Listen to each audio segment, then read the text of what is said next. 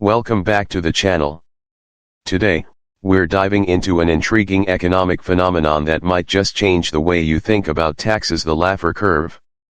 The core idea behind this concept is simple yet powerful: increasing tax rates doesn't always result in higher government revenue. In fact, there's a point beyond which raising taxes could actually reduce total revenue. Let's explore how and why this happens. The Laffer curve illustrates the relationship between tax rates and government revenue. Imagine a graph where one axis represents tax rates and the other represents the revenue collected by the government. If the tax rate starts at 0%, the government collects no revenue. As the tax rate increases, revenue begins to rise. However, this trend doesn't continue indefinitely. Beyond a certain point, higher tax rates actually lead to a decrease in total revenue. This phenomenon occurs because excessively high taxes can discourage people from working harder, investing, or spending money. When the tax burden becomes too high, the overall tax base shrinks as individuals and businesses look for ways to avoid paying. Or they simply reduce their economic activities. Named after economist Arthur Laffer, the theory was popularized in the 1970s. During a meeting with U.S. government officials in 1974, Laffer famously sketched out this curve on a napkin to show how both 0% and 100% tax rates lead to zero revenue. Laffer argued that there's an optimal tax rate somewhere between these extremes that maximizes revenue. The key takeaway is that tax rates need to be high enough to generate revenue but not so high that they discourage the behaviors that fuel economic activity. Let's look at a few real-world instances where the Laffer curve's principles were put to the test. In the 1980s, President Ronald Reagan reduced the top marginal tax rate from 70% to 50%. The idea was that lowering taxes would spur economic growth, ultimately leading to higher government revenue.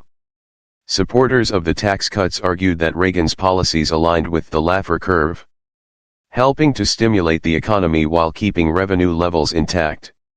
However, critics contend that the tax cuts also led to a significant increase in the federal deficit, complicating the argument.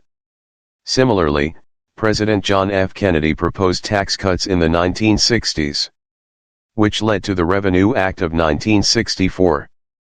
Kennedy's tax cuts were credited with stimulating economic growth and increasing tax revenues. However, many economic analysts argue that other factors contributed to the economic boom of the 1960s, making it difficult to attribute the growth solely to tax policy changes.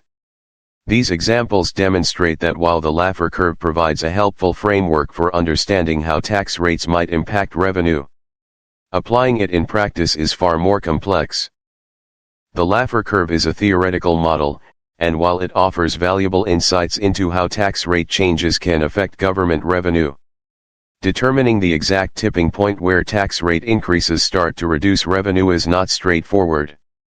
Several factors come into play, including elasticity of taxable income, how much individuals or businesses can adjust their behavior in response to tax rate changes, overall economic conditions, how the broader economy is performing and whether the tax changes occur during a period of growth or recession. Taxpayer response, how taxpayers choose to respond to changes in tax rates, whether through work reduction, tax avoidance strategies, or changes in consumption. Given these complexities, policymakers must carefully assess the potential impacts of tax rate changes in the context of their specific economic environments.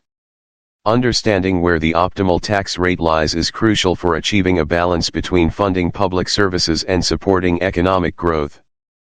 The Laffer curve offers an essential reminder: tax rates can only be pushed so high before they start to become counterproductive. Policymakers need to be mindful of this delicate balance. Higher taxes might seem like an easy solution to increase government revenue, but they can backfire if they discourage economic activity. Instead, a well-designed tax policy should strive to find that sweet spot where taxes are high enough to fund vital services but not so high that they hinder growth. The Laffer curve shows us that tax policy isn't a one-size-fits-all solution. Each country and economic environment is different, and the optimal tax rate varies depending on a host of factors. In short, tax policy requires a nuanced approach, with careful consideration of how the economy is responding and how taxpayers behave. To sum it up, the Laffer Curve offers an insightful framework for understanding the relationship between tax rates and government revenue. While tax increases can lead to higher revenue, there's a tipping point where too high taxes start to hurt rather than help. Policymakers should remember that a balanced approach to tax rates can maximize revenue while promoting economic health.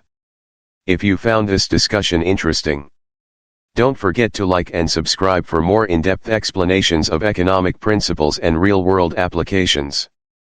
Stay tuned for more discussions on how economic theories play out in practice.